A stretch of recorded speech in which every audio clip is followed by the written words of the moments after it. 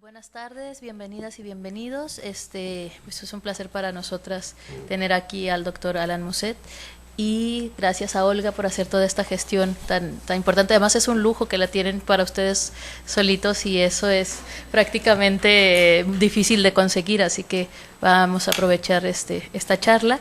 Y bueno, pues el doctor Musset, les voy a leer un poco de una pequeñísima y breve bibliografía y biografía, porque él tiene pues mucho trabajo, pero para no robarle tiempo, el doctor Alan Musset es profesor de la Escuela de Altos Estudios de Ciencias Sociales de París, es director del Máster Estudios Comparativos del Desarrollo y de la Formación Doctoral Territorio, Sociedades y Desarrollo. Como geógrafo especialista en América Latina y en estudios urbanos, ha trabajado en el campo de las relaciones ciudad-medio ambiente desde una perspectiva histórica.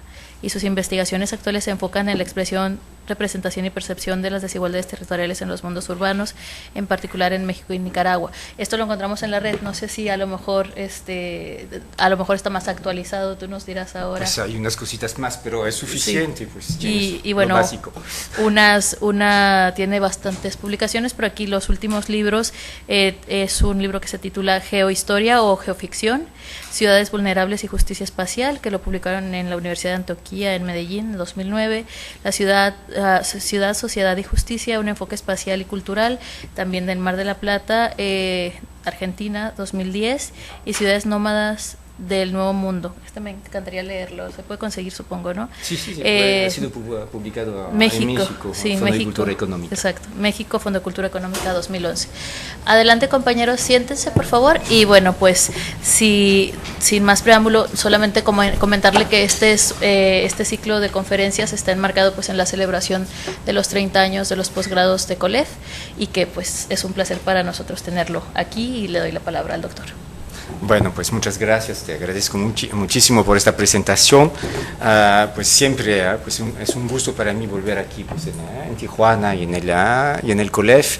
Pues ha sido pues un poco triste para mí volver para trabajar, pues que tengo pues un proyecto, no es un proyecto sino un programa de investigación sobre los territorios de la espera y mi estudio de caso es la línea fronteriza, pues y más específicamente la garita de San Isidro. Yo hace 3 años que estoy trabajando con los vendedores ambulantes de la línea y bueno, qué tristeza porque no sé si saben y si lo han experimentado, pero ya no hay colas. Arreglaron la garita, hay muchas puertas abiertas ahora y para ellos es un desastre económico, ¿no? Ya no se pueden sustentar con las ventas, así que cuando regresé este año para trabajar con ellos, para culminar la investigación, yo he sentido pues un clima muy complicado para ellos. Uno casi se puso a llorar para decirme que no podía pues vivir con las ventas, que tenía su familia y que podía hacer, etcétera, etcétera. Varios ya se han ido, trabajan por otras partes, pero supongo que saben cuánto ganan en una maquiladora, ¿no? Pues $8 al día. También cuando uno tiene familia es complicado, pues así que pues yo me voy a regresar a Francia este sábado, pero un poco desesperado. Unos todavía tienen ánimo, me dicen sí, pero en noviembre pues con los flujos, con los turistas, todo se va a arreglar, pero son muy pocos los optimistas. Y cuando veo la situación, yo creo que sí, les resultará muy complicado. Pues yo hice pues un pequeño censo de los locales, de las tiendas que venden sus productos en la línea, únicamente por el frente de las filas que ya no existen. Hay 65 y 31 que están cerrados. Quiere decir que realmente el impacto es muy fuerte y son, pues, yo no sé cuántas familias afectadas por este cambio drástico en el sistema económico local. Pero no voy a hablar de los ambulantes, sino pues de otro tipo de trabajo. Pues vieron el título de mi conferencia, que es provocativo a propósito, el mito de la ciudad justa, una estafa neoliberal. Y yo he escogido este título porque estoy trabajando, pues como lo dijiste, sobre las desigualdades socioeconómicas en los territorios urbanos, y la temática de la justicia es una temática fundamental. Todo el mundo habla de justicia y todo el mundo habla de la ciudad justa. Pero ¿qué quiere decir? Vamos a tratar, tengo más o menos 3/4 de hora, ¿verdad? Sí. Pues más o menos, por favor. Sí, me dice, sí, porque no quiero también tampoco aburrir demasiado, así que no quiero extenderme demasiado tampoco, así que me lo dices. Sobre todo que les pido disculpas, pero no estaba programada esta ponencia, así que Olga me dijo, estás aquí, ¿no puedes presentar algo? Pues sí, bueno, a ver, afortunadamente, pues como no había tráfico pues en la línea, pues me ha dejado tiempo para armar pues una conferencia a partir de un artículo que voy a publicar en una revista francesa, pero tuve que hacer un montaje pues entre documentos que yo tenía, pues y este artículo que yo no tenía, así que la directora de la revista me lo ha mandado, pero en formato PDF, así que para extraer después estas imágenes me ha costado mucho trabajo, porque yo suelo trabajar con un Mac, y con un Mac es muy sencillo, pero con un PC es un desastre, así que básicamente porque yo no suelo trabajar con un PC, así que supongo que las personas que saben no les cuesta trabajo, pero para mí pues era como pues una máquina china, así que, pero bueno, lo he logrado más o menos, y bueno, les pido disculpas de antemano por los fallos pues en mi presentación. Entonces, una estafa neoliberal, y ¿cuál es el punto de partida pues de esta reflexión? Es mi participación al último Foro Urbano Mundial en Medellín, Colombia, porque hace años también tenemos un convenio de cooperación con la Nacional de Colombia, y me invitaron para hablar de manera crítica de los procesos pues en pleno desarrollo hoy día en las ciudades contemporáneas, y sobre todo pues en el marco pues de la ciudad supuestamente justa. Es impactante, es la primera vez que yo tuve la oportunidad de participar en un evento así. Yo lo llamo el WUF, ¿no? El World Urban Forum, el WUF, y ver a tantas personas reunidas para hablar de justicia social, de equidad territorial, de pobreza urbana, tomando champán, pues con los canapés, etcétera, etcétera, es algo, pues otro mundo, otro planeta, ¿no? Pues pueden ver, pues aquí, pues uno, pues de los pasillos del WUF, todo es un mundo aparte, realmente, y ellos no salen de todas formas de los edificios, bien cuidados, con guardias privados, guardias de la ONU. Es increíble, pues así, guardias de la ONU, pues porque no confían en los colombianos, y todo el mundo así reunido, pues al lado, del otro lado de la ciudad, había pues el Foro Social Urbano Alternativo, organizado en la Universidad de Antioquia. Yo he participado también a este.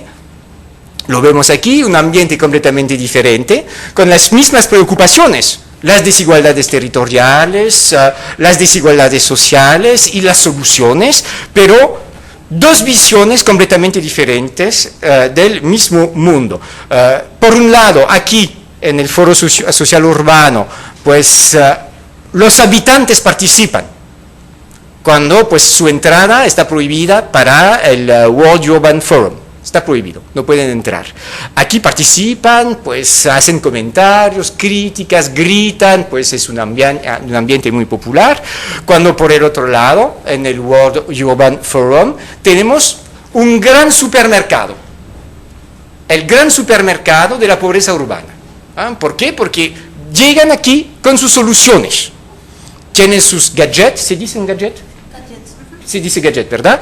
Pues para solucionar todos los problemas de los pobres, esos gadgets no son sino, a mi juicio, válvulas de escape. No vamos a tocar los problemas sociales, vamos a tratar de mitigar los efectos de la pobreza sobre las poblaciones más vulnerables, pero son puros gadgets. Un ejemplo, aquí lo pueden ver, es una empresa alemana que viene para vender su solución en las ciudades. Aquí, los teleféricos urbanos. Una muy buena solución contra el tráfico, pues contra los embotellamientos, etcétera, etcétera. Y es una solución que ha sido comprobada en Medellín. Conocen sin duda alguna, o si no conocen me lo dicen, ¿eh? El sistema de metrocable. ¿Lo conocen? ¿No? ¿Dónde está? ¿De dónde vienes?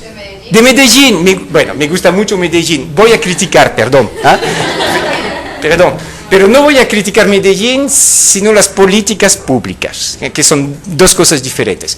Tengo mucho respeto para Fajardo y el urbanismo social. Sí, mucho respeto. Pero bueno, muchos perros. Y esto es una de las soluciones para el derecho a la ciudad, para la accesibilidad.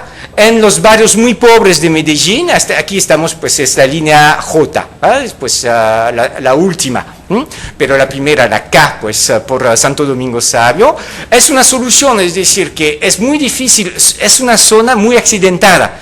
Los barrios pobres de Medellín están ubicados pues en zonas realmente muy complicadas, y con este sistema, es un sistema pues francés, al principio, pues es una buena opción porque la gente puede usar este metrocable para salir de sus barrios y para entrar en la ciudad. Así que es la justicia social en los hechos. Cumplimos. Dimos acceso a la ciudad para las poblaciones más marginadas. Y les puedo decir que yo he conocido la zona de Santo Domingo Sabio hace unos años, en el tiempo de la violencia. Con mi cara de gringo, yo no podía entrar, salvo, bueno, con un estudiante colombiano que conocí, una persona que conocía a otra persona, sí, yo podía entrar y sobre todo salir, porque entrar, bueno, es fácil, salir es otra cosa. Ahora, pues es un lugar turístico, hasta pues hay una gran biblioteca, etc. Es maravilloso, no para todos, lo vamos a ver después. Tenemos gadgets, pero tenemos también, y es lo que más me interesa hoy en día, pues ideas. Tenemos ideas. Es decir, que en este gran supermercado de la pobreza urbana vamos a vender, pues, así, pues, un ejemplo, pues, esos metrocables, pero vamos a vender ideas. Y la idea que más se vende hoy en día es la idea del derecho a la ciudad. Todos conocen el famoso derecho a la ciudad, de sí o no. Que me lo digan, por favor, que, bueno, el derecho a la ciudad, ¿qué es? No tienes ideas. Muchas gracias de decírmelo. Es un sociólogo francés, Henri Lefebvre, en los años 60, no voy a desarrollar porque si no, no voy a tener tiempo. En los años 60 hablo pues del problema de la ciudad capitalista, industrializada capitalista, cuando pues el valor de la mercancía del suelo ha superado el valor de uso, y él dijo, bueno, todos los habitantes de la ciudad tienen derecho a la ciudad, y no únicamente las clases dominantes. Él era marxista. Y es muy interesante ver que hoy en día los grandes empresarios de la ciudad, pues los que construyen hoy en día la ciudad, hablan del derecho a la ciudad. Son puros capitalistas, pero tomaron las ideas de un marxista para decir, bueno, el derecho a la ciudad es algo que va a dar sentido a la ciudad, y en el contexto de las ciudades globalizadas vamos a tener ciudades más competitivas.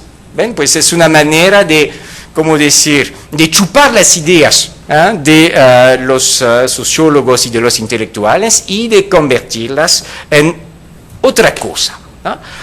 Tenemos entonces esta idea del derecho a la ciudad, tenemos una manera de cierta forma de folclorizar a los académicos, porque ellos tienen sus ideas, A veces, pueden decir, ay, qué lindo, ¿no? Pues un intelectual marxista, pues qué divertido, qué chistoso, bueno, que hable, ¿no? Pues es interesante lo que dice, pues de todas formas no lo vamos a escuchar, pero por lo menos lo vamos a entender. Y es muy interesante porque yo saqué esta fotografía. Hablan pues de un futuro urbano mejor y tenemos la lista de los patrocinadores, del evento. ¿Y quiénes son? Son todas las grandes empresas capitalistas que se dedican pues a la construcción y a la edificación de las ciudades actuales. Es muy impresionante ver esto, no voy a citar todo, pero vemos la influencia de las grandes empresas sobre este tipo de evento. Así que, cuando hablan también de ciudad justa, ¿qué quiere decir? Derecho a la ciudad justa. Y es muy interesante ver que ellos manejan el concepto de ciudad justa para su propio beneficio. Y lo vamos a ver lo que quiere decir efectivamente la ciudad justa. Voy a ver en un primer tiempo la idea de que la ciudad nunca ha sido justa. Eso es un mito. Cuando nos dicen que la ciudad actual, la ciudad globalizada, no es justa, y hasta pues el mismo Henri Lefebvre, a mi juicio, estaba equivocado cuando hablaba pues de un cambio en la época industrial, para decir que el valor de mercancía se impuso frente al valor de uso. Yo creo que estaba equivocado, le faltaba pues una perspectiva histórica más amplia. Vamos a ver entonces que nunca ha sido justa. Después vamos a ver, y será mi segundo tiempo, si me permiten, como yo decía, pues no he tenido el tiempo de bien arreglar todo donde está el segundo punto. Y además acabo pues de hacer la impresión del texto, así que realmente es un poco complicado para mí. Pues vamos a ver que la ciudad justa es un concepto ambiguo y engañador, y sobre todo engañador, y terminaremos con esta idea provocativa de que la ciudad neoliberal es una ciudad justa. Es una paradoja, pero van a ver que es una ciudad justa, en su sistema, por supuesto, ¿no? Entonces, como yo soy francés y muy cartesiano, voy a empezar por el principio, es decir, por la primera parte. La ciudad nunca ha sido justa. Es cierto, es lo que yo decía, que muchos investigadores, pensadores de la ciudad contemporánea hablaron pues de nuestras ciudades como modelos de ciudades injustas, donde las disparidades socioeconómicas son tales que ya no son sostenibles. Uno de los primeros, lo conocen, ha sido Henri Marcuse, el famoso investigador norteamericano. Él habló pues de las ciudades fragmentadas. No sé cómo podríamos traducir partitioned cities. ¿Fragmentadas? ¿Está bien? O fracturadas, mejor fracturadas, efectivamente. Así que ciudades fracturadas, dicen que hay barrios completamente diferentes, una oposición muy fuerte, una desigualdad terrible en los territorios. Antes de Marcuse, como lo saben muy bien, no voy a hacer una clase de historia, pero la escuela de Chicago, con los grandes sociólogos de la escuela de Chicago, hablaron de segregación, separación de los grupos étnicos y sociales, y podemos considerar efectivamente que esas separaciones son separaciones moralmente injustas. Pero moralmente, ¿qué quiere decir moralmente? Vamos a volver a esta idea, porque moralmente quiere decir que hay una toma de posición ideológica. El que vive en un barrio rico considera que la ciudad es justa, porque le corresponde a su nivel socioeconómico y cultural, y él dice, yo lo merezco. Esos pinches pobres tendrían que trabajar. Así es, ¿no es cierto? Yo he visto, pues, en mis estudios, porque tengo mucha suerte como académico, ¿no? Pues aquí estoy, en noviembre yo estaré en Santiago de Chile, estoy viajando por todos lados, y gracias a mis estudiantes puedo también viajar de manera virtual, porque ellos pues hacen los trabajos que yo no puedo hacer, así que estoy siempre descubriendo cosas nuevas. Y yo he visto lo que es la vida pues de un pobre que no trabaja. Él trabaja mucho más que el rico que pretende trabajar. Y yo lo he experimentado pues del lado de los ricos y del lado de los pobres, así que es algo vivido, ¿no? Pero cuando hablamos, por ejemplo, de segregación y separación, lo siento mucho, pero eso no es nada nuevo. Siempre hubo una separación entre los pobres y los ricos, y hasta que podemos hablar, por ejemplo, de escala geográfica. Hay una escala geográfica, pues la microescala, que puede explicar también la diferencia entre pobres y ricos. Les voy a dar un ejemplo. Digamos, en las sociedades tradicionales. ¿Conocen al historiador Norbert Elias? ¿Sí? ¿Sí? Sus trabajos sobre la sociedad de corte, que son fundamentales para entender la organización de nuestras sociedades occidentales. Él decía que había una gran proximidad espacial entre los amos y los domésticos, pero al mismo tiempo una gran distancia social. Yo lo voy a citar. Decía esto en la casa de los nobles. La organización de la casa, que dispone para cada habitación una o varias antecámaras, son los espacios reservados para los criados.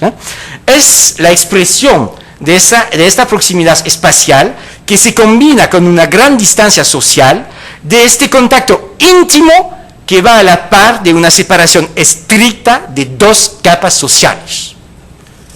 Eso es para la sociedad de corte, pero existe todavía, sobre todo en América Latina. Pues en México, por ejemplo, existe el sistema de las muchachas de planta, ¿verdad? Pues la muchacha que trabaja en casa. Hay una proximidad espacial muy fuerte, pero por favor, la distancia social es tremenda. Son dos mundos diferentes, ¿verdad? Como pues en la sociedad de corte de Norbert Elias. Así que es una realidad histórica y también una realidad contemporánea. Un investigador francés, sociólogo, Jean-Claude Chamboredon, con su colega Madeleine Lemaire, ha trabajado en los años 70 en la evolución de la sociedad moderna francesa. Y sobre todo han trabajado sobre las viviendas de hábitat social. Era un sueño utópico. Se decía que en esas grandes conurbaciones de hábitat social se iba a mezclar la pequeña burguesía con la clase obrera. Era una manera de armar una sociedad nueva, sin fronteras de clase. Era algo bastante utópico. Vemos aquí un ejemplo de este tipo de hábitat. Estamos para la francesa, pues en La Courneuve, pues es la ciudad de los 4.000 departamentos, en el mismo lugar.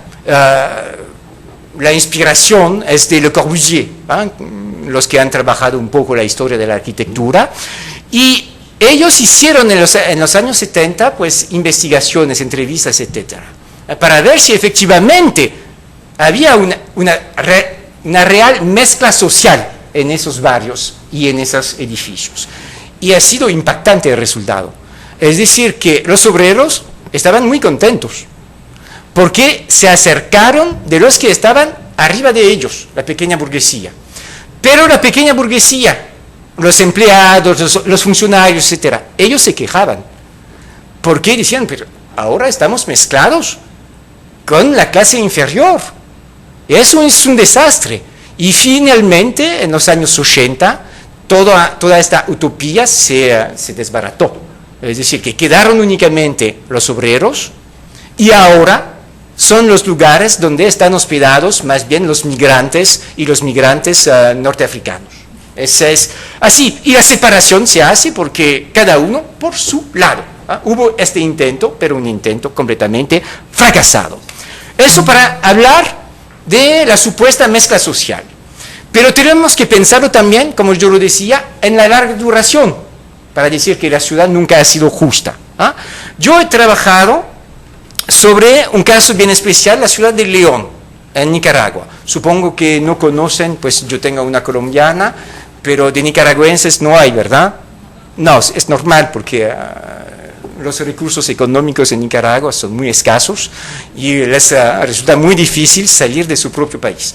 Los más destacados pueden hacer el doctorado, por ejemplo, en Costa Rica, pero los demás se quedan pues, en su lugar. Pero yo he trabajado y sigo trabajando en León, una ciudad muy, muy interesante, porque es una ciudad dividida en dos partes.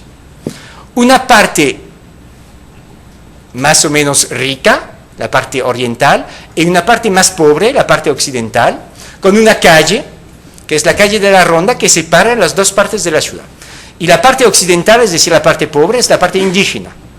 Es el barrio indígena de Sutiaba. Y este barrio indígena de Sutiaba es muy interesante porque ha sido hasta 1902 una municipalidad autónoma de indígenas al lado de una municipalidad, entre comillas, española, porque en 1902 pues, no eran españoles, sino todos nicaragüenses, pero más españoles que indígenas. En 1902 hubo una unión de las dos partes de la ciudad, una unión forzada, porque los indígenas no querían esta unión, querían su autonomía, y es muy interesante ver que desde aquel entonces, desde esta reunión, sigue la fractura, la Partitioned City, de Marcuse, entre las dos partes de la ciudad. Es decir, que seguimos con los pobres al oeste y los más ricos al este. ¿Verdad? Cuando se hizo la unión hubo pues un decreto de la presidencia diciendo que parte de los recursos de la alcaldía de León tenía que ser devuelto pues a la parte de Sutiaba, básicamente porque ellos lo necesitaban. Era una medida de justicia social. La realidad es completamente diferente. Yo hice pues mis estudios con los datos actuales, por ejemplo, pues ellos en Nicaragua hacen un cálculo que conocen, ¿no? Sobre las necesidades básicas insatisfechas. Es un criterio que se usa por todos lados. Hay diferentes criterios, el criterio de hacinamiento, por ejemplo, de dependencia. El criterio de hacinamiento para el barrio de Sutiaba es de 31.5. En el barrio céntrico del Sagrario es de 2.8. Pueden ver la diferencia. Dependencia, 25 por la parte de Sutiaba, 4.3 por la parte del Sagrario. Y para la pobreza, hay 7.3% de pobres por la parte del Sagrario y son más de 50% de pobres por la parte de Sutiaba. Podemos ver efectivamente esta diferencia drástica para decir que tenemos un fenómeno histórico que sigue vivo hoy en día. Y voy a decir, más que hoy en día, hasta en el más allá, tenemos la diferencia entre los habitantes de Sutiaba y los habitantes de León. La prueba es esta. Yo fui pues en el más allá para ver y volví. Es más fuerte que para volver de las comunas nororientales de Medellín. Aquí, el más allá de León, el cementerio de Guadalupe, y podemos ver pues la flor innata de la sociedad leonense. Es el cementerio que está por la parte oriental de León. Del otro lado de la frontera, no de esta frontera, sino de la frontera simbólica que está en León, tenemos cementerios indígenas, con un paisaje completamente diferente. Aquí está, con las tumbas. Así, podemos decir que efectivamente esas diferencias socioeconómicas que existen hoy en día en León, los encontramos, pues hasta, pues, es lo que yo decía, está en el más allá. Es decir, que un pobre sigue siendo pobre cuando está muerto.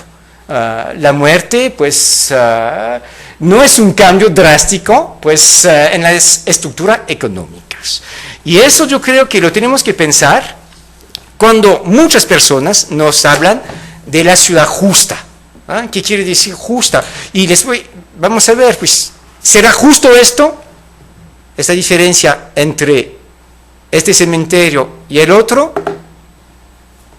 ¿Qué quiere decir justo? ¿Qué quiere decir justicia? Vamos a ver lo que quiere decir.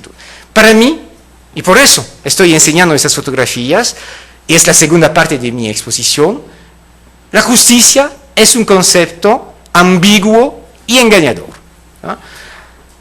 Ambiguo y engañador porque se habla de ciudad justa más o menos desde los años 70, con un gran filósofo norteamericano, John Rawls, tal vez lo conozcan, ¿sí? ¿Verdad? Una teoría de la justicia, ¿les sueña? Sí, hay que leerlo, pues no estoy de acuerdo con John Rawls, perdón. Que tiene ese concepto del consenso traslapado. Sí, el principio del maximismo. Bueno, hay casi 1000 páginas. Pueden leer pues el otro libro famoso también de John Rawls, que es La justicia como equidad, es más corto. Así que todas las ideas están. Así que, porque una teoría de la justicia es un poco pesado. Pero vale la pena leerlo para entender lo que quiere decir ciudad justa y sobre todo cómo se usa para argumentar y para fomentar políticas públicas también. Esas políticas públicas actuales están basadas en las ideas de John Rawls. Hasta podríamos decir que las personas que implementan esas políticas no lo saben, pero sí, todo viene de John Rawls, y él habla de equidad, no habla de igualdad. La igualdad es una palabra grosera, grosera porque más o menos marxista, otra vez, que no tiene sentido, porque la divisa pues, de la República Francesa es...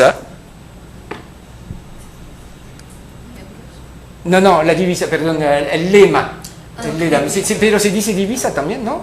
¿Cómo no se dice? Sí, perdón, el lema. ¿Cuál es el lema de la República Francesa desde la Revolución? Libertad, igualdad, fraternidad. Y los revolucionarios franceses de 1789 no eran marxistas, porque Marx no había nacido, básicamente. Pero, o si no, hubieran sido marxistas, por supuesto, pero bueno, llegaron antes de Marx. Pero para los pensadores liberales actuales, igualdad quiere decir marxista. Así que prefieren el término de equidad, y es muy interesante ver cómo equidad ahora es la palabra clave para todos los discursos sobre la ciudad justa.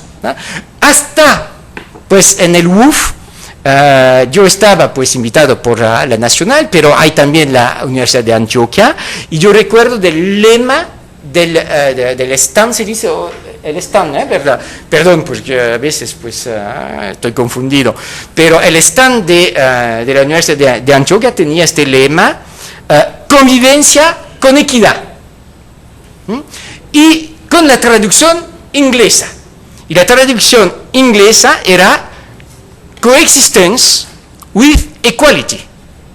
Es un contrasentido. Así que yo lo dije, pues, se lo dije pues, a los estudiantes de la Universidad de Antioquia. Lo siento, es un contrasentido, porque la traducción exacta en inglés de convivencia con equidad no es coexistence with equality, but coexistence with otra cosa. ¿Cómo traducir equidad en inglés? Es una pregunta. ¿Cómo traducir equidad? No estoy hablando de igualdad, sino de equidad. ¿Cómo se traduce? Ustedes están aquí, cerca de la frontera, hablan inglés mejor que yo, supongo, espero, ojalá. ¿Cómo se traduce? ¿Cómo? No. Y la referencia es John Rawls. Así que pues tengo una muy buena referencia. No, podría ser justice, pero no. Fairness. Fairness. Muy interesante, porque fairness no se puede medir. Fairness es algo justo. Está bien. Fair, ¿no? My fair lady. Pero my fair lady, ¿qué quiere decir? Quiere decir que my lady es rubia. No tiene sentido, ¿verdad? Pero es interesante a nivel ideológico, porque fairness quiere decir algo justo, algo bueno, algo justo, pero quiere decir también rubio.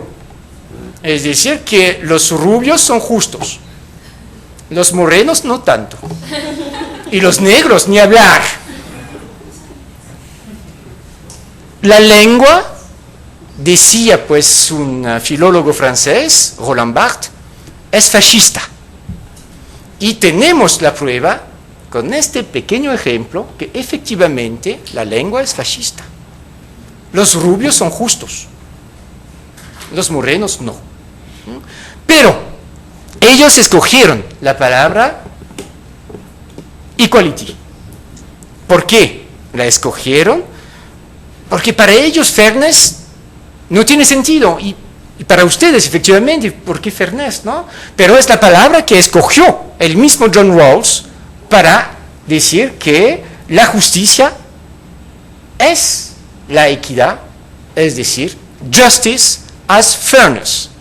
Es el título de su segundo libro. Si lo quieren leer en inglés, el título es Justice as Fairness. Y la equidad ahora es una palabra mágica. Por todos lados van a hablar de equidad. Igualdad no, es lo que yo decía, no, eso es muy feo. Pero equidad sí. Voy a dar un ejemplo, otra vez sacado del último Foro Urbano Mundial. Equidad urbana en el desarrollo. Ellos usaron la palabra equity, que no corresponde a lo que decía Rawls. Básicamente porque otra vez fairness es un concepto muy difícil de manejar. En apariencia, equity es más preciso, pero no es más preciso. Yo puedo medir la desigualdad o la igualdad. ¿Cómo voy a poder medir la equidad? ¿Cómo? ¿Cómo se puede medir la equidad? Que me digan. Hace años que estoy buscando y no he encontrado la solución. ¿Cómo pueden medir la equidad? ¿Me pueden dar pues una pista? ¿No? Yo no voy a dar pistas tampoco, pero voy a dar ejemplos para decir que es imposible.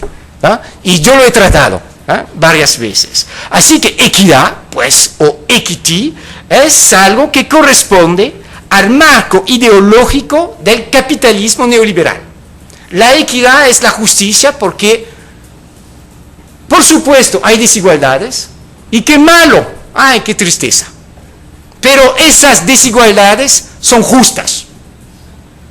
Y la equidad es reconocer que las desigualdades efectivamente son justas, sobre todo cuando los más pobres pueden beneficiarse de su pobreza.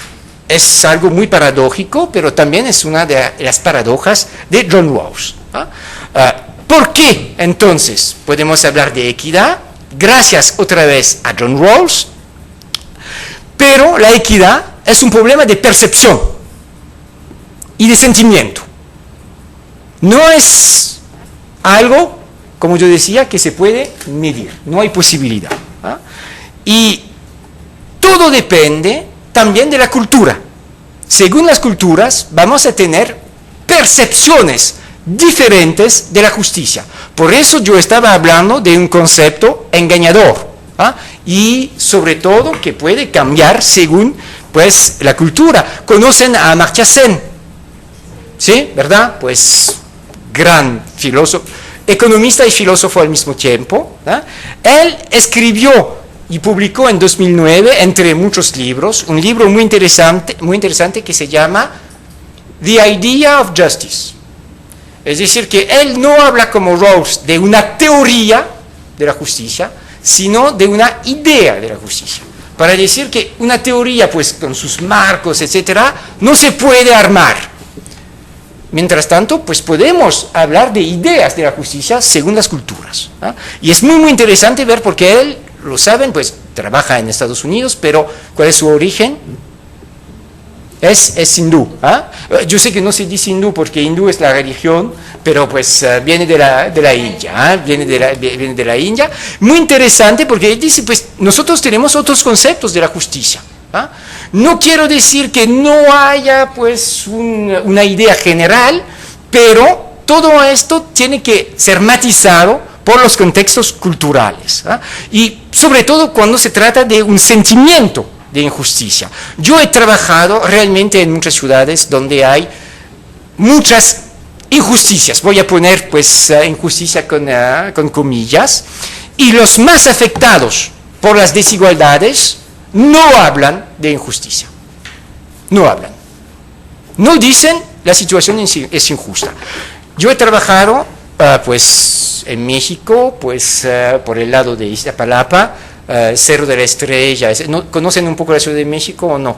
¿Sí? Pues conocen pues la delegación de Iztapalapa, es una delegación pobre de la Ciudad de México. Bueno, hay contrastes, pero hay partes muy pobres, pues básicamente yo estaba pues en un predio que se llama el predio Las Maravillas, que no tenía nada de maravilloso, y la gente no se quejaba, fíjense, no se quejaba, decía, bueno, así tenemos malas condiciones, pero así es, tratamos de salir adelante. Yo he trabajado también en León, en mi barrio indígena de Sutillaba, y en mis entrevistas, porque yo hago mis entrevistas como ustedes lo hacen, ¿no? Pues siempre tenemos pues este método para trabajar con los habitantes. Una de las preguntas era, porque yo no quería pues poner el término de justicia o injusticia, yo quería que me hablaran ellos mismos de la situación. Una de las preguntas era, bueno, a su juicio, ¿qué tendría que hacer la municipalidad para arreglar los problemas del barrio? Y la gente así, no sé, a ver, no sé, pues, a ver. Y uno me dijo, sí, yo sé, hay que pintar de nuevo la iglesia. Como materialista, pues pensé, bueno, la iglesia, ¿por qué no? Aquí está. Es la iglesia, es una maravilla de arquitectura del siglo XVIII, pues en Sutillaba. Bueno, pues sí, ¿por qué no? Pero ¿tiene agua en casa? No. Y no sería pues necesario que tenga agua pues en casa. Pues sí, sí. Pero primero la iglesia. Primero la iglesia. Y yo saqué esta fotografía en julio del 2009 y en enero del 2010 volví. Milagro. Por fin, justicia social. Pintaron de nuevo la iglesia. Bueno, no tienen agua en casa. Pero la iglesia es muy bonita, muy linda. Parece nuevecita. ¿Qué piensan ustedes de la justicia y de la equidad cuando tomamos este ejemplo? ¿Qué podemos pues destacar? ¿Por qué me pilló? No me pilló a mí, pero ¿por qué me contestó que sí había que pintar de nuevo la iglesia? Porque el sentimiento de injusticia cambia según las culturas. Lo más importante para él no era su caso personal, individual. Era el problema de reconocimiento de su comunidad. Él piensa diferente.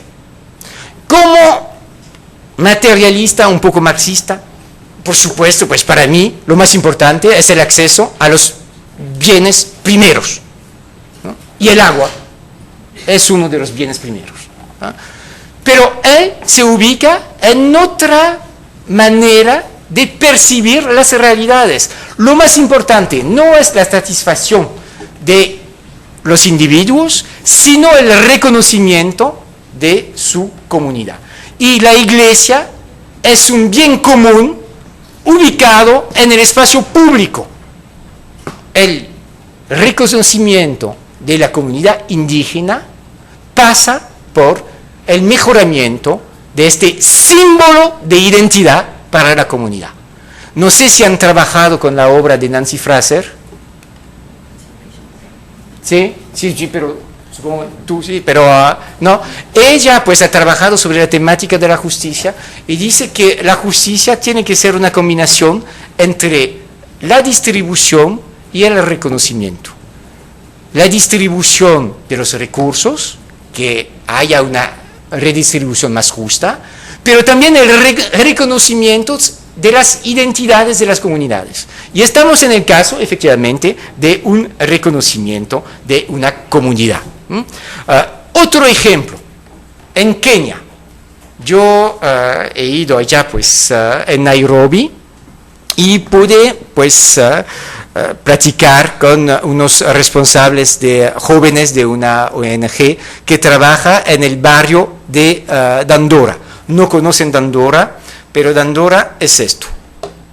Es una pequeña parte de Dandora, por supuesto, es un relleno sanitario, ¿eh? Con 200.000 habitantes, que viven de la recolección de la basura. Son pepenadores, ¿verdad? Como dicen aquí en México. Y pueden ver aquí. Ah, no, pero es aquí, porque si lo enseña aquí, no tiene sentido. Aquí. Pueden ver, por ejemplo, un chico que está trabajando con los cerdos, etc. Empiezan a trabajar a los 5 años, ¿eh? En el relleno sanitario. Ellos, porque yo he preguntado, no se ubicaron aquí porque estaba el relleno. El relleno sanitario efectivamente es una fuente de recursos para ellos, pero no se ubicaron aquí porque había el recurso. No, pusieron el relleno sanitario porque en esta zona era la zona más pobre de la ciudad. Es lo que llamamos la injusticia ambiental, ¿no? Pues son los más pobres, así que, claro, viven aquí. Y Nyangolo, uno de los jóvenes que se encarga de ayudar a los niños, me dijo, pues, el problema de Dandora, ¿cuál es? ¿Cuál es el problema de Dandora? Es la pereza. La gente no quiere trabajar, son perezosos. Y son perezosos porque y son pobres porque perezosos. Es decir, que en el discurso, bueno, cuando él mismo empezó a trabajar a los 5 años en esta mierda, perdón, es una mierda. Y bueno, los olores los pueden imaginar. Empezó a trabajar, pues ahora sigue trabajando en muy malas condiciones, ayuda a los más jóvenes y me dice que son perezosos. Es decir, que los marxistas podrían hablar de un proceso de alienación completamente. Es decir, han aceptado el discurso dominante. Y para explicar la pobreza no es culpa del sistema, sino culpa de los mismos individuos que no quieren superar su condición social. Y eso es, yo creo, aún más grave y más impactante, porque hoy en día, y tengo que apurarme un poco, vemos que en el discurso neoliberal sobre la pobreza ya no se habla de pobreza. No. Se habla de pobrezas. Hay pobrezas. No hay una pobreza, hay pobrezas. Por ejemplo, hay una pobreza, ya está en México, una pobreza financiera, una pobreza energética, una pobreza alimenticia, una pobreza en capacidades, etcétera, etcétera. ¿Qué quiere decir? ¿Y por qué digo que es un discurso neoliberal? Porque de esta manera quieren fragmentar y separar a los pobres. Ya no hay una clase social de pobres, sino comunidades de pobres. Y la comunidad es una idea muy neoliberal, porque es algo que se opone a la idea de clase social. No hay clases, sino comunidades. Por ejemplo, en Estados Unidos hay la comunidad de los hispanos, la comunidad de los negros, de los asiáticos, etcétera, etcétera. Qué bien, qué interesante. ¿Y no hay clases sociales en Estados Unidos? Pues claro que sí. Pero es mucho más cómodo porque de esta forma vamos a disfrazar las realidades económicas con la máscara de la comunidad. Son negros, sí, pero hay negros ricos y negros muy pobres. ¿Y cuál es la diferencia entre un pobre negro y un pobre latino? Son pobres, pero gracias a la idea de la comunidad los vamos a separar. Tú eres pobre, pero negro. Tú eres pobre, pero latino. Así que son enemigos. Cuando no son enemigos, son compañeros de clase social, pero están separados. Y la idea de separar los pobres con esta idea de pobrezas múltiples es algo que permite eludir el problema de la pobreza en general, porque la pobreza no es una división, una separación entre diferentes pobrezas. La pobreza es un sistema y es efectivamente algo estructural. Eso es parte también del discurso y lo vemos muy bien ahora con las soluciones propuestas en las ciudades neoliberales, los famosos programas de transferencias condicionales, los conditional cash transfers, que existen también en México. Tenemos con este sistema, es el programa Oportunidades, por ejemplo, que conocen, ¿verdad? Pero en Brasil es igual, es Bolsa Familia, ¿no? Pues, ¿qué pasa? Vamos a identificar un tipo de pobreza y vamos a tratar de reducir este tipo de pobreza, dando, pues, recursos condicionados a la familia y diciendo, no es un préstamo, es una inversión. Es una inversión en el capital humano. Y capital humano, por favor. ¿Qué quiere decir? Otra vez estamos en esta idea del capitalismo globalizado, neoliberal. Ustedes son pobres, pero tienen un capital humano. Lo tienen que aprovechar. Vamos a hacer todo lo que podemos para que ustedes tengan la posibilidad de ampliar sus capacidades. Las capacidades siendo un término usado por Amartya Sen, como saben. ¿Perdón? Las capability. Sí, pero bueno, si quieres traducir capability con capacidad, no resulta con la palabra de Amartya Sen, que es una mezcla de capacidad y de habilidad, la capabilidad. ¿Verdad? Por eso tenemos también en Francia el mismo problema de traducción, ¿no? En Francia hablamos de capabilité, sabiendo que no tiene sentido, pero así es, esta palabra de Amartya Sen. Y como pues Amartya Sen como premio Nobel de Economía es un santo, tenemos que usar sus palabras, que es un neologismo. Por eso estoy, pero tienes razón, no existe pues en español, pero capacidad no corresponde a la palabra en inglés de Amartya Sen, que es capability. Y capability es un término ahora usado por todos los que fomentan políticas neoliberales en las ciudades contemporáneas.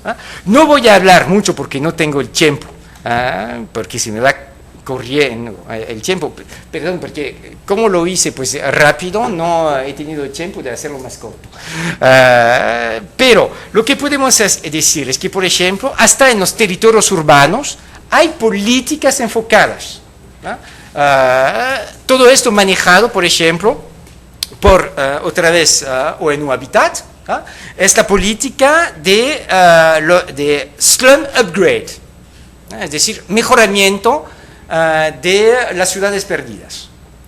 Y que bien, vamos a mejorar esas ciudades perdidas, esos tugurios, pues las favelas, hay una palabra aquí, más bien en Tijuana, ¿usan la palabra ciudad perdida o no? Es más bien yo creo en el DF, ¿verdad? Sí, pero las villas miserias. Las villas miserias, todo esto, ¿verdad? Pues vamos a mejorar todo esto. Y en Argentina, por ejemplo, hay un programa que se llama Promeva, programa de mejoramiento de barrios. Y la idea general es decir, vamos a facilitar el acceso a la tenencia de la tierra. Porque ellos viven, los pobres, en una inseguridad permanente. Con la tenencia de la tierra van a sentirse más seguros. Otra vez es un gadget. Porque el problema no es el problema de tenencia de la tierra. El problema es el problema de la carencia de recursos económicos estables. Con la tenencia de la tierra van a tener un título de propiedad. Muy bien, excelente. Pero no van a tener más recursos. ¿Y qué van a hacer con su título de propiedad? ¿Qué van a hacer? Lo van a vender. ¡Ja! Lo van a vender, pues es la única cosa que tienen.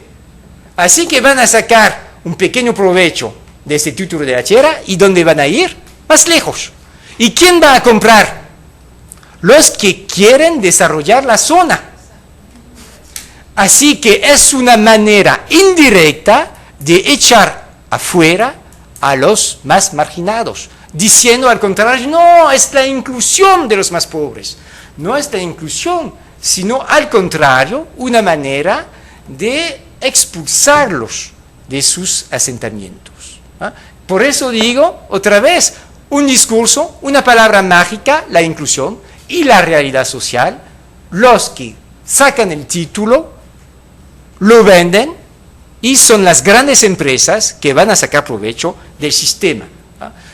Y esto también lo tenemos que ver en un contexto, es la última parte de mi exposición. La ciudad neoliberal, efectivamente, es una ciudad justa. Después de lo que acabo de decir, me van a decir, bueno, es un loco, ha tomado demasiado tequila, y no es cierto. Comimos juntos y nada, y un cafecito americano al final. Así que, no, es que me hace daño pues el expreso, así que, y el americano, pues como no tiene café, pues no me puede hacer daño. Sí, exactamente. Bueno, ¿por qué digo pues que es una ciudad justa? Primero porque, y Henri Lefebvre lo ha dicho antes de yo, no hay que equivocarse. No es la ciudad que hace la sociedad, sino todo lo contrario. La sociedad no es sino la expresión física de una ideología. ¿Estamos de acuerdo? ¿Verdad? Pues si yo lo digo, pues es Henri Lefebvre. Y esta vez estoy de acuerdo con él. La expresión, entonces, de un grupo dominante. Es el grupo dominante que hace la ciudad y que puede manejar la ciudad. Y lo que pasa es que si pensamos que al cambiar las formas urbanas vamos a arreglar el problema de las injusticias, estamos completamente equivocados. Yo suelo dar un ejemplo a mis estudiantes. Es como tomar un espejo y mirarse la cara. Ustedes son jóvenes, así que todos y todas lindos y lindas, pero después, con la edad, pues arrugas, etcétera, etcétera. ¿Cómo voy a arreglar el problema? Yo voy a pintar el espejo y yo voy a ocultar los defectos. Muy bien, estará ocultado en el espejo, pero el espejo es solo un espejo. El problema sigue la cara. Y si no hay transformación de la cara, el espejo va a seguir jugando su papel de espejo. Quiero decir que cuando la sociedad es una sociedad injusta, otra vez con comillas, la ciudad será una ciudad injusta. Tenemos que pensar la ciudad no como un elemento esencializado, sino como un sistema encapsulado en un sistema económico, social y cultural. Karl Polanyi, en los años 40, gran economista, habló pues, de esta idea pues, de un sistema económico encapsulado en una cultura. De igual manera, nosotros tenemos que pensar la misma ciudad en su sistema para comprender exactamente cómo funciona, ¿no? ¿Por qué entonces será justa la ciudad neoliberal? Primero porque efectivamente cada uno queda en su lugar. Y que bueno, es algo justo. Otra vez en el sentimiento pues, de la justicia, ¿no? Y eso no es algo nuevo. Lo he comprobado al trabajar con las ciudades trasladadas. Ha sido pues uno de mis temas de investigación, ciudades nómadas del Nuevo Mundo. Es muy interesante trabajar sobre el traslado de ciudad porque durante toda la época colonial pues hay centenares de ciudades que han sido trasladadas y la idea es ¿qué hacemos con una nueva ciudad? Porque hay que hacer el diseño, ¿no? El plano de una nueva ciudad. ¿Y qué pasa? En el 99% de los casos es esto. Un ejemplo, estamos en Concepción de Chile, es una ciudad que ha sido trasladada en 1752 y hubo una propuesta para reubicarla en el nuevo sitio que ocupa actualmente, ¿no? Y esto es el plano de la nueva ciudad. Pueden ver que no es un plano muy original, ¿no? Corresponde pues a la ciudad española tradicional, pues con ¿cómo decir? El plano hipodámico, la cuadrícula, con la plaza central, la plaza aquí, y lo interesante es que yo he encontrado pues el documento que dice dónde tiene que ubicarse la gente. ¿Y cómo se va a ubicar la gente? De manera muy sencilla.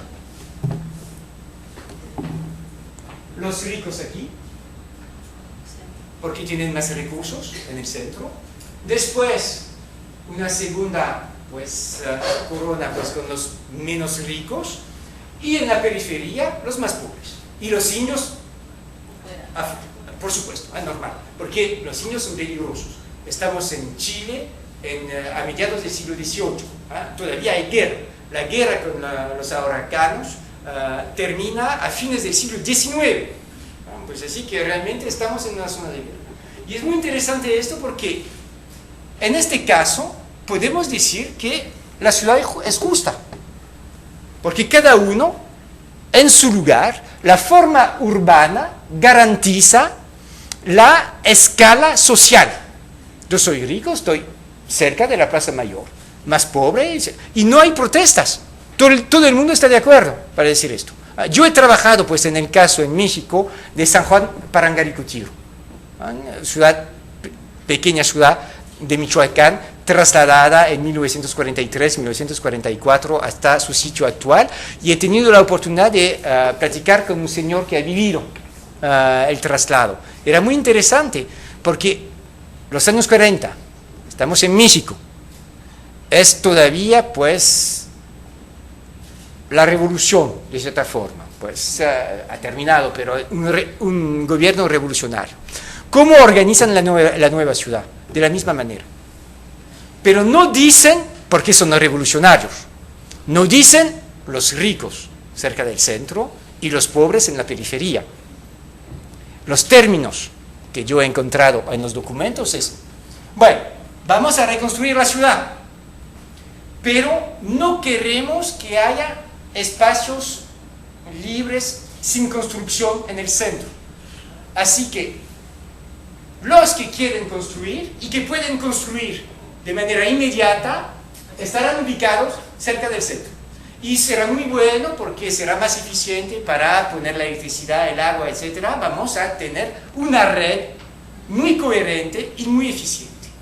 Pero ¿quién puede construir así sin esperar? Los más ricos.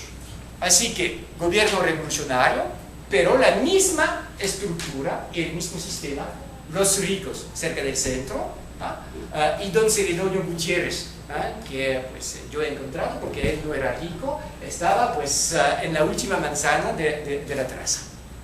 Muy interesante. Y él lo procesaba, y dice, pues, normal, ¿no? Yo no podía construir, así que pues, la organización del espacio es una organización muy, muy justa, ¿no? Hoy en día seguimos exactamente con el mismo sistema, pero usando otras palabras. Yo hablo de palabras mágicas, ¿no? ¿Cuáles son las palabras mágicas de la ciudad neoliberal? Equidad, la vimos. Inclusión, resiliencia, durabilidad. 5 palabras mágicas. Y la ciudad del futuro tiene que ser equitativa, innovadora, inclusiva, sostenible y resiliente. Yo lo sé, yo he checado todas esas palabras en el último WUF. Era muy divertido, muy divertido. El WUF, el World Urban Forum.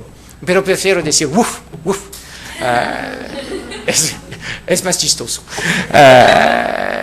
Y bueno, cuando hice pues mi conferencia en el mismo, no esta, pero otra conferencia crítica con el encargado de la empresa de desarrollo urbano de Medellín, pues empecé con el WUF, WUF, WUF. Él estaba pues muy divertido con esto, pero después cuando hablé pues de manera crítica de las políticas públicas, pues no reía tanto.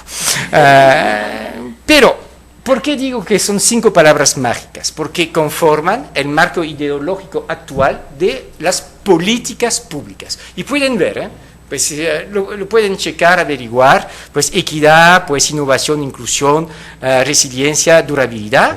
Y para la declaración final del último WUF, dicen esto exactamente. Se trata de integrar la equidad urbana en la agenda del desarrollo, utilizando todos los medios y recursos disponibles para asegurar que las ciudades sean transformadas en espacios inclusivos, seguros, prósperos y armónicos para todos, y sobre todo para los pobres, que tienen que ser armónicos, porque un pobre inarmónico pues es muy triste. Es absurdo, es lo que yo decía, es una estafa total. Eso es muy bueno para los que están tomando su champán pues en el edificio bien vigilado del WUF, pero los que viven en las comunas nororientales o en la comuna 13, por favor, armónico, seguro, sustentable. ¿Y por qué no? ¿Quién está en contra? ¿Quién está en contra de una ciudad equitativa, innovadora, etcétera? Nadie. Puras palabras. El artículo que voy a publicar se llama, en francés, pero lo voy a traducir, Muera la ciudad equitativa, innovadora e inclusiva. Sí, muera. Y muera el mal gobierno, como decían los españoles en la época pues, colonial. Son 5 nociones que no tienen ningún aspecto científico. Son puras palabras. Sustentable no quiere decir nada, lo siento mucho. No, lo siento mucho. Por supuesto, podemos decir, sí, pues la relación con el medio ambiente, etcétera, etcétera, etcétera. De acuerdo. Pero cuando vemos cómo gastamos y lo que gastamos, cuando veo que los principales países contaminadores, ¿sí? Pues no quieren firmar los protocolos para reducir la contaminación ambiental, por favor. O compran la capacidad pues, de los países menos desarrollados. Bueno, no tiene mucho sentido. No voy a hablar de los 5 porque además no tengo tiempo, pero podemos hablar de la innovación. La ciudad innovadora. Medellín, que ha recibido en 2013 el título de ciudad más innovadora del mundo. Después tenemos a Nueva York y Tel Aviv. Tel Aviv, una ciudad muy innovadora. Pues el muro que permite separar pues, los palestinos de los judíos es algo muy innovador. Pues en realidad no tanto, pues los chinos lo hicieron, pues los romanos también. Tenemos aquí pues una cosa muy innovadora con la Smart Border. Es una frontera inteligente, así que es innovadora también, ¿no? Pues qué suerte tienen ustedes estar tan cerca de una frontera tan inteligente. Es algo que me da mucho gusto. Innovadora, si quieren. Innovative Americas era pues uno de los stands del WUF. Pues, sí, por todos lados, innovación, innovación. Tienen que ir aquí. Tijuana Innovadora. Muchas gracias de haber organizado pues, este evento únicamente para mí. Ha sido un gusto visitar este lugar, pues la Tijuana Innovadora. Es lo que yo decía, palabra mágica, ¿no? Vamos a solucionar todo con la innovación.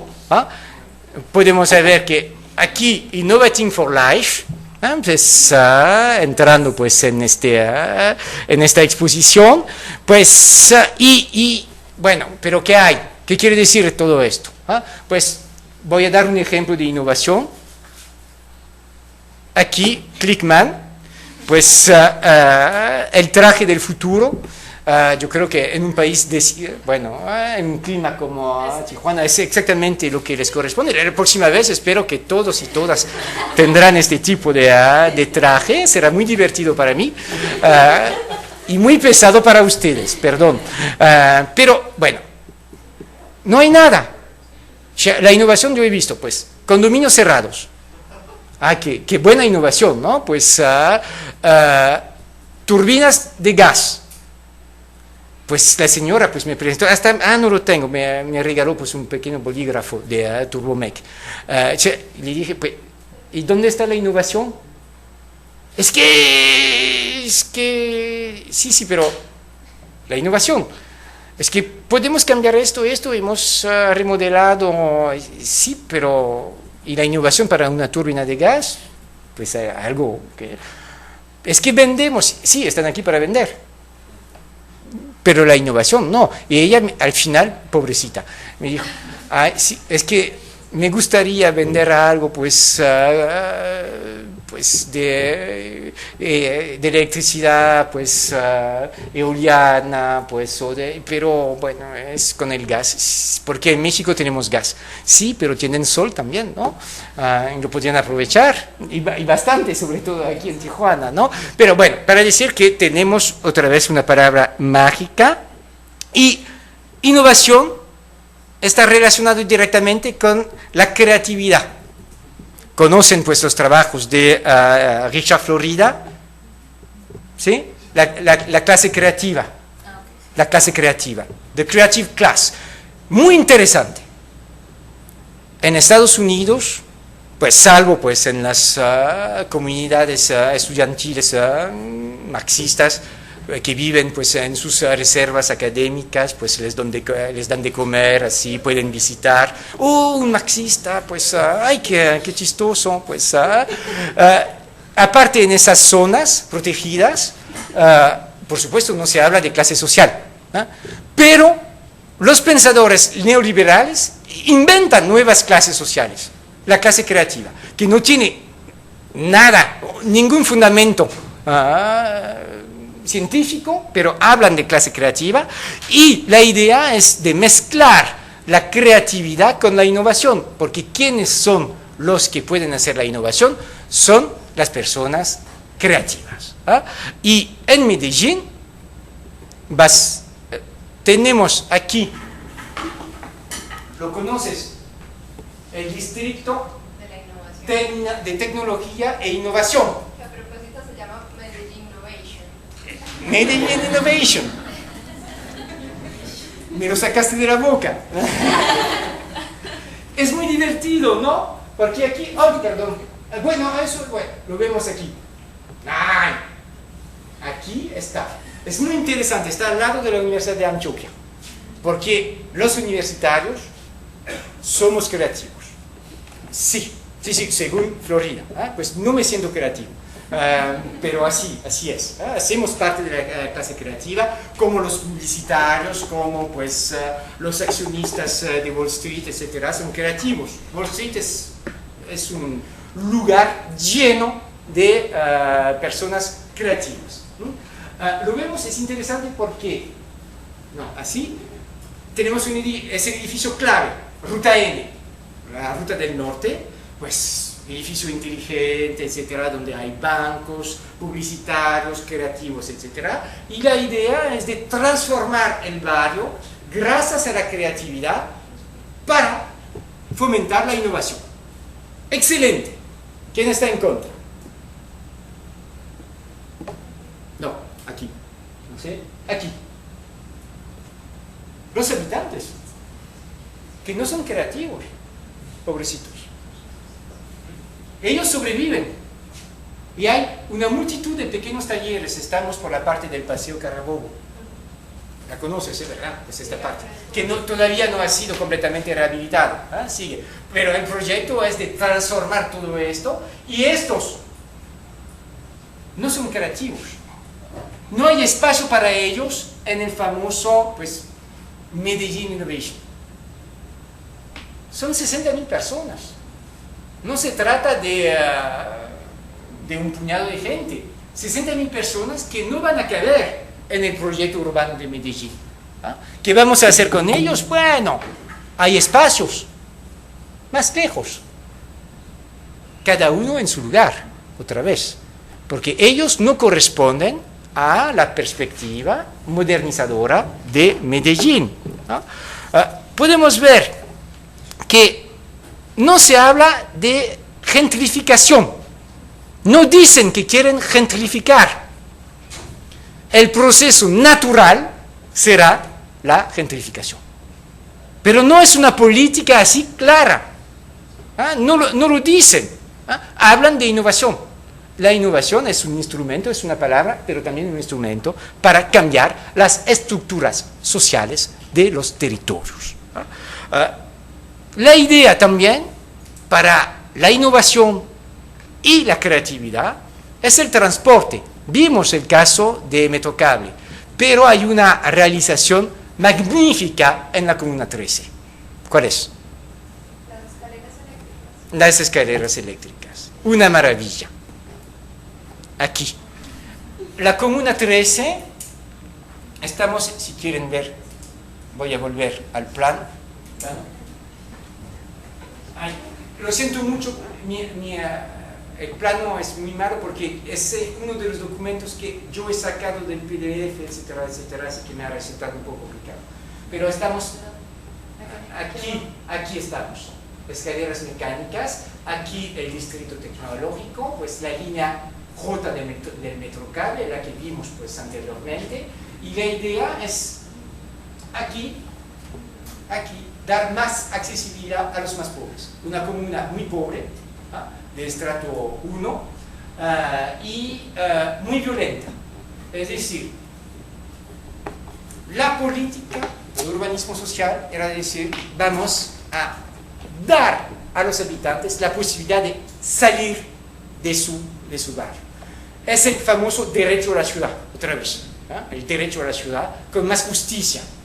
Y efectivamente, sí, no, perdón, es aquí. Vemos aquí esta fotografía de la Comuna 13, es algo muy bonito. Son escaleras eléctricas como pues en un mall, como en un centro comercial, pero al aire libre, y todo el mundo puede beneficiarse porque el transporte es gratuito, por supuesto, y todo el mundo puede beneficiarse. Además, lo que pueden ver es que todo está muy bonito, muy bien pintado, con pinturas murales por todos lados, y yo fui solito por allá. Los colegas de la Universidad de Antioquia me dijeron, ay, no vayas solito, no, es peligroso, pues, por favor. Estamos pues en la época del WUF, hay un policía cada 10 metros, no voy a tener pues ningún riesgo. Y efectivamente, y había además, pues me di cuenta, salidas organizadas por el UF para los participantes. Y yo recuerdo de unos franceses que estaban aquí, saliendo pues de los champagnes, los canapés, etcétera, pasando aquí por las escaleras, mirando a las casas pintadas y diciendo: ¡ay, qué bonito, qué lindo! Parece un Belén. Sí, efectivamente, parece un Belén. Yo he dicho que esto es Eduland, la empresa de desarrollo urbano, pues, pero Eduland, como tenemos Disneyland, eso es Eduland. Es un poco como los pueblos Potemkin, ¿no? Que conocen, ¿verdad? Pues cuando la emperatriz de Rusia iba pues en el campo, construían pues así un pueblito muy bonito, muy lindo, pues era su primer ministro Potemkin que hacía esto, y ella decía: ay, mi pueblo pues es feliz, ¿no? Pues qué bonito, qué lindo. Efectivamente, qué bonito, qué lindo. Cruzamos el cero y vemos otra cosa, ¿no? Pero de este lado no entran los turistas, porque ahora es una atracción turística. Hay que visitar las escaleras eléctricas. En París tenemos la Torre Eiffel. En Medellín tienen el Metrocable y las escaleras eléctricas. Y no se puede perder la oportunidad de subir por las escaleras eléctricas, para decir que, básicamente, efectivamente, tenemos aquí una conjunción entre la innovación y la creatividad, con un impacto aparentemente muy positivo para los habitantes. En realidad no tanto. ¿Por qué? De hecho, pues hubo uno de los problemas con las escaleras eléctricas, era que las bandas de esas zonas empezaron a cobrar vacunas a los habitantes para poderlas usar, y pues las vacunas... Tienes que explicar lo que es la vacuna. Sí, son pues como cobros, pues... Un impuesto. Cobran a las personas de los barrios como una cuota semanal o mensual por la seguridad. Y luego pues se apropiaron de las escaleras y también cobraban vacunas para uno. Sí, salvo cuando pues hay turistas del WUF, por supuesto, porque los turistas no quieren pagar la vacuna, no sé por qué, pues ya me vacuné antes de ir a Colombia, pues por favor, no voy a pagar para otra vacuna. Y esto, primero, y segundo, pues el problema es que no voy a entrar porque ya es pues el tiempo yo lo he rebasado, pero pues hay un sistema de estratos socioeconómicos en Colombia. Cuando uno está en el nivel 1, pues paga menos impuestos, tiene acceso pues a los servicios básicos con reducciones, etcétera, etcétera, etcétera. Pero cuando mejora el barrio, cambias de estrato, es decir, cambias de estrato 1 a estrato 2, por ejemplo. Y la gente que vive en el estrato 1, cuando pasa a estrato 2, sus recursos no han cambiado. Y la gente no puede aguantar la subida de los precios. ¿Qué hacen? Se van. Así que no podemos hablar de gentrificación. No, porque los miserables se van y llegan los pobres. Yo digo que es un fenómeno de subgentrificación. Pero así es. Y es un cambio total para los habitantes que tuvieron que salir. Y es lo que ocurrió, porque yo lo he checado, pues para el famoso Metrocable. Y lo interesante, y terminaré con esto, es decir, que tenemos muy buenas intenciones, tenemos palabras mágicas, pero la ciudad neoliberal sigue siendo una ciudad neoliberal capitalista. El precio del suelo es lo que más importa. Y la ciudad no es sino una mercancía que tiene que rendir y rendir cada vez más. Y por eso siempre me ha llamado la atención ver que, de cierta forma, los académicos, cuando entramos en este juego, cuando participamos, diciendo, pues sí, estamos en búsqueda de la ciudad justa, aceptamos los términos de la ciudad neoliberal. Cuando hablo con mis colegas y que ellos me dicen, bueno, la ciudad equitativa, la equidad, etcétera, y que yo digo, no, lo siento mucho, eso. ¿Por qué hablar de equidad cuando existe otra palabra más fuerte y más eficiente, que es igualdad? nosotros no tenemos que apoyar, sino efectivamente vamos a seguir como payasos, hay que decirlo, pues diciendo, pues todo anda muy bien, perfecto, van a usar lo que solemos decir, y además de esto, la ciudad justa, y ya es un fenómeno que he podido comprobar, es un argumento de venta. Es un argumento de venta. Yo voy a dar dos pequeños ejemplos. Hay muchas fundaciones para la ciudad justa, muchas. Y una fundación que se llama Ciudad Justa. ¿Quién manejan esas fundaciones? Millonarios, por todos los países, sobre todo en Chile, no sé por qué. Pues siempre ha sido pues, el niño consentido del Fondo Monetario Internacional. Y en Chile también, otra vez, muy interesante, en una universidad hay un diplomado en políticas de ciudad justa. Es decir, que el marketing urbano funciona completamente, y por eso, y termino con esto, digo que efectivamente la ciudad justa, tal como pues la pensamos ahora, no es sino un mito. Y un mito, ¿qué quiere decir? Es un relato explicativo. Todo se explica con el mito, que funda un discurso, y hay todo un discurso sobre la ciudad justa con sus palabras mágicas, etcétera, etcétera. Este discurso fomenta una práctica social y sobre todo otorga una legitimidad a los que lo han fabricado. Y yo termino con esto, perdón, he sido demasiado largo. Ya, gracias por su atención.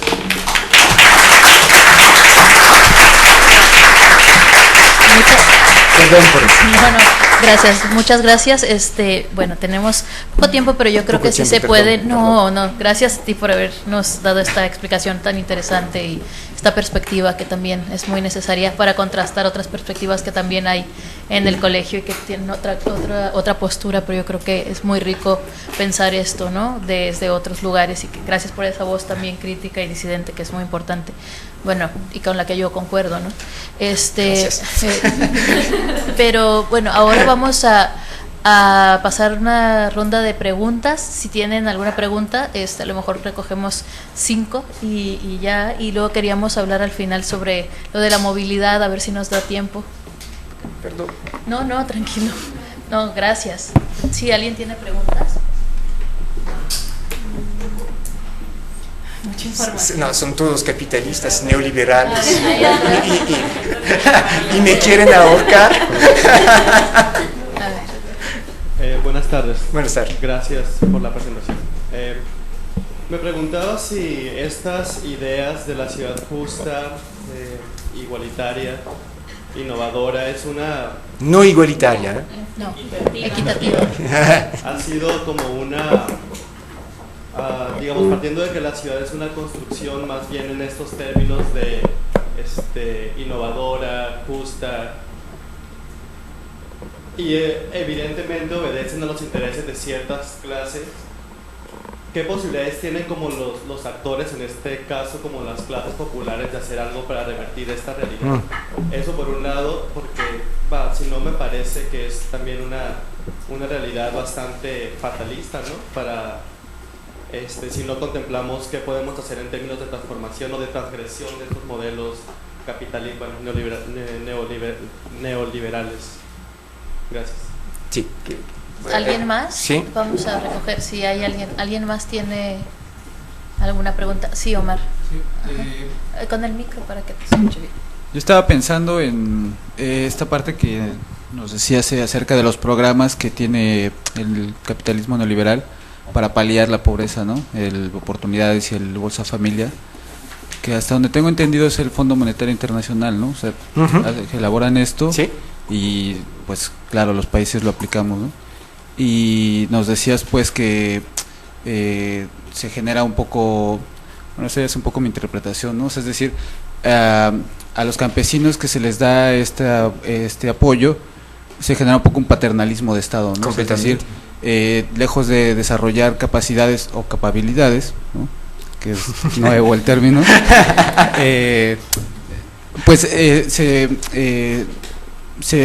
digamos, solo es un paliativo así total de la pobreza, ¿no? Entonces quería ver si, y en México pasa mucho, ¿no? O sea, el sistema o el gobierno refuerza este discurso de los campesinos son pobres pues porque no trabajan, ¿no? Y entonces no trabajan y tienen todos los apoyos, ¿no? Quería ver un poco como esto, nos hablabas de la ciudad, pero en el campo no sé si haya como alguna perspectiva, si tuvieras alguna opinión de cómo funciona esto, ¿no? O sea, la tierra como una mercancía, un poco sacarlo del contexto de la ciudad y ver cómo funciona en los aspectos rurales, ¿no? Okay, gracias. ¿Alguien más? Sí, Estefanía. Bueno, mi pregunta es más bien en términos generales, ¿no? Sobre todo porque lo que me llama la atención de la ponencia es que, digamos, que el discurso continúa siendo el de la modernización para justificar, digamos, pues lógicas de despojo, ¿no? Entonces, en ese sentido, no sé si podemos estar hablando del mismo neoliberalismo que me parece como que se ha recrudecido, ¿no? Entonces, ¿cuál sería la opinión al respecto? ¿Alguien más? Bueno, van 3. Sí. Y yo te quiero preguntar, ¿qué significa geoficción? Cuando hablas de geohistoria, lo de historia y geoficción. Es otra cosa. Sí, supongo, bueno, pero tampoco tienes que responderlo ahora. Igual me recomiendas algún texto y lo leo y ya está. Bueno, mis textos. Sí, textos, pero ¿qué te iba a decir? Tu libro, ¿no? Pero la pregunta también sería, ¿cómo concibes a Tijuana dentro de este tipo de ciudad? Porque pues, es muy particular también la ciudad de Tijuana. Es una ciudad innovadora. No. ¿Cómo no? Bueno, voy a tratar de responder rápidamente. La primera cuestión sobre pues, los actores, pues, las clases populares y su capacidad de acción. Y efectivamente, en este contexto, pero no es nuevo, las clases populares en la historia tuvieron muy pocas posibilidades de expresarse en la construcción de la ciudad, salvo cuando se trata de las partes ilegales o informales de la ciudad.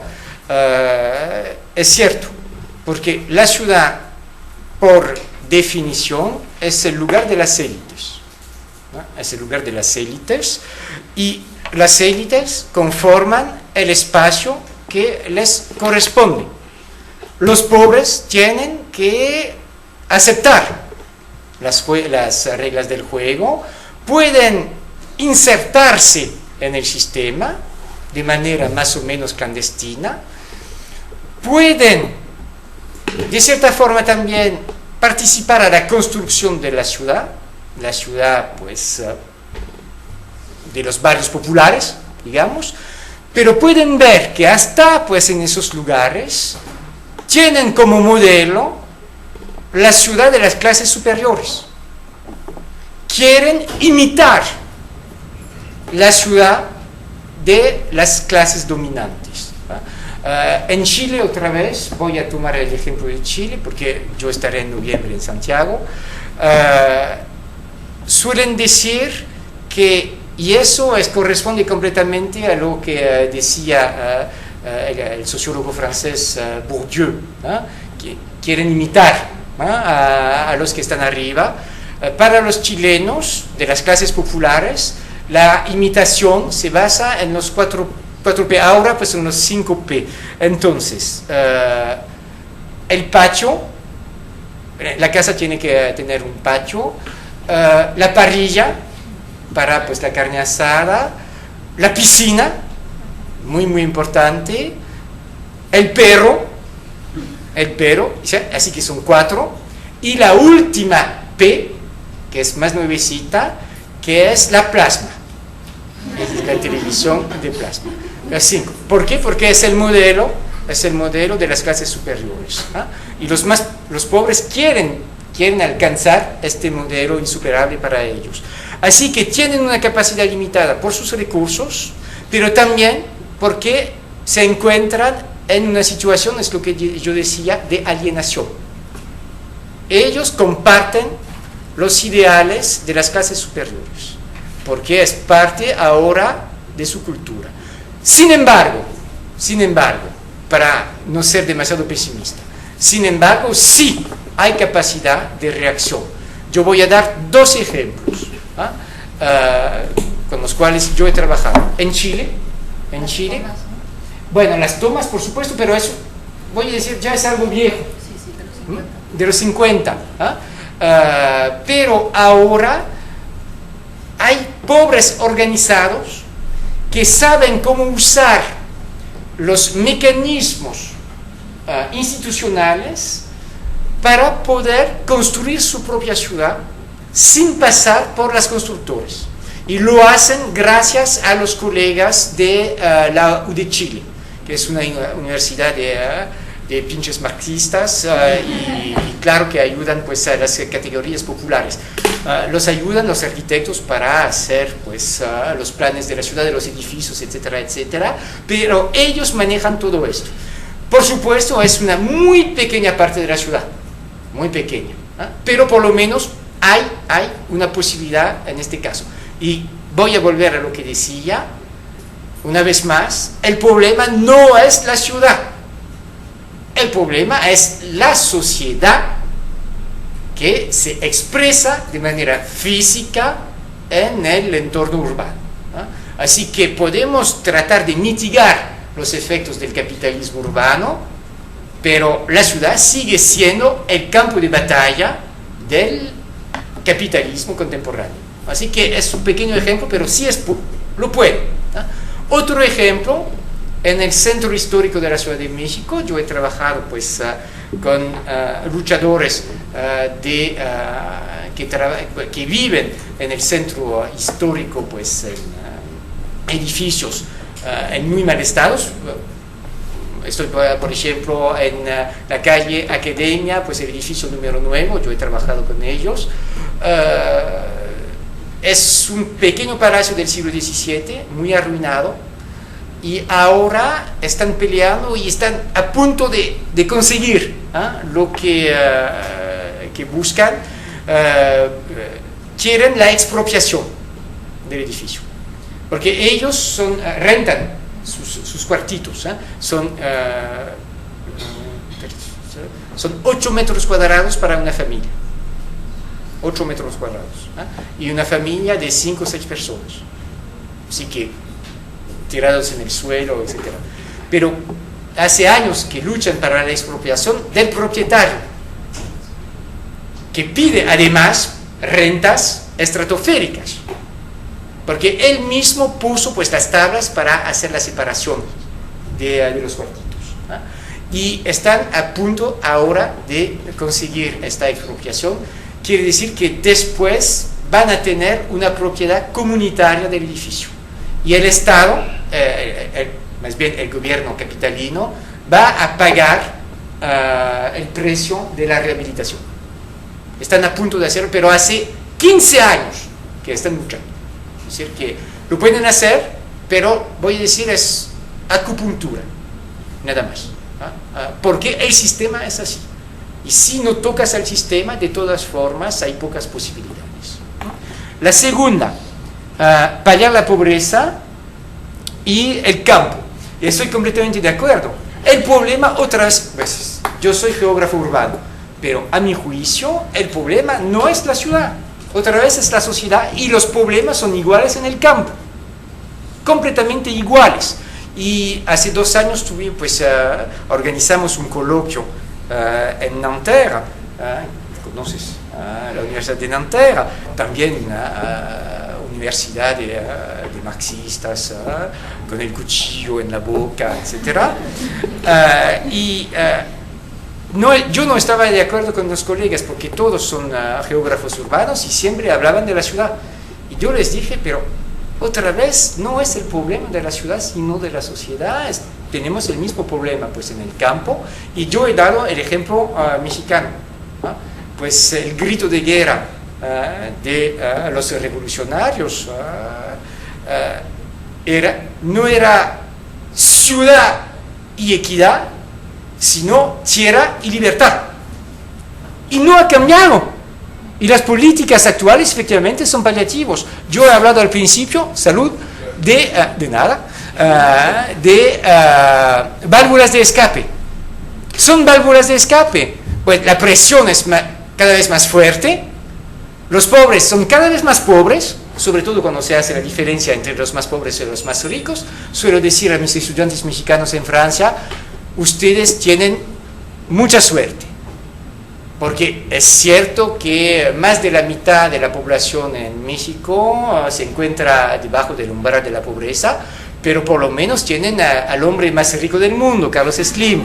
Es una compensación, ¿no? Pues él tiene 80.000 millones de dólares, así que pues con todos los pobres que tienen, pues más o menos llegamos a un promedio interesante, ¿ah? Pero tienes razón. A mi juicio, esos programas no son sino válvulas de escape que sirven, como yo decía, para el programa Promeva en Argentina, para insertar a los más pobres en el sistema capitalista imperante. Así que completamente de acuerdo contigo. La modernización, efectivamente, otra vez, es una palabra que sirve para explicar, es algo mítico, para explicar el mundo, para armar un discurso, para fomentar prácticas sociales y legitimar los que manejan la palabra, ¿no? Estoy de acuerdo con esto, y efectivamente es algo que sirve para justificar lo que David Harvey pues calificó de acumulación por disposición. Pues conocen la palabra, ¿verdad?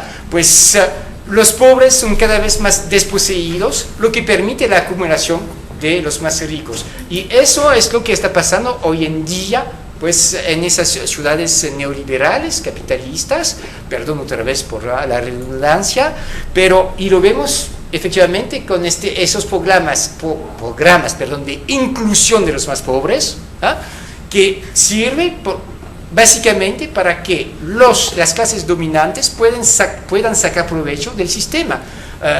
Te vamos a dar un título de propiedad, pero sabemos que no tienes la capacidad económica para conservarlo. Así que el Estado te hace un regalo, pero el Estado con el dinero público. Pero ¿quién va a sacar provecho de este trato? El sector privado. Es decir, que es una financiación indirecta del sector privado por el sector público, es decir, por los ciudadanos y las ciudadanas, la sociedad civil en general. Así que, ¿me entiendes? Por eso, pues, yo creo que podemos hablar de acumulación por disposición. La geoficción, muy rápidamente, pues, pero será para después, ¿no? Sí. El caso de Tijuana es efectivamente un caso muy especial, porque tienen esta configuración tan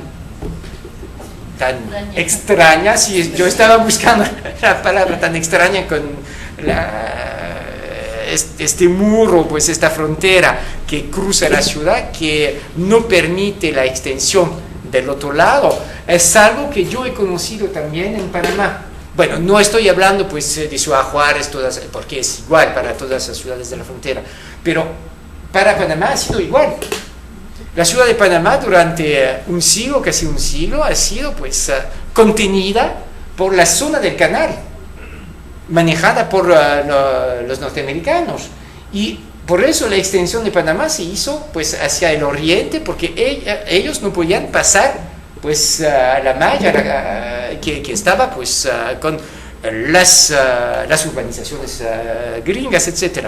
Tijuana es una ciudad, por supuesto, que entra en el sistema globalizado de las ciudades capitalistas y liberales, y yo creo que ustedes lo pueden comprobar en carne propia cada día, con esta especificidad efectivamente que podríamos tener pues una conurbación internacional, pues con San Diego, etcétera, y yo sé que tienen investigadores aquí que refutan la idea, dicen que no hay efectivamente pues conurbación, porque la frontera es algo demasiado fuerte. Pero Tijuana, como tal, se ubica perfectamente en el modelo global actual, y la diferencia entre los barrios, el problema del transporte, la privatización de los espacios públicos, etcétera, etcétera. Si tomamos cada criterio de la ciudad neoliberal a nivel económico, cultural y territorial, Tijuana pues, es uno de los modelos de la ciudad neoliberal con esta especificidad de la zona fronteriza.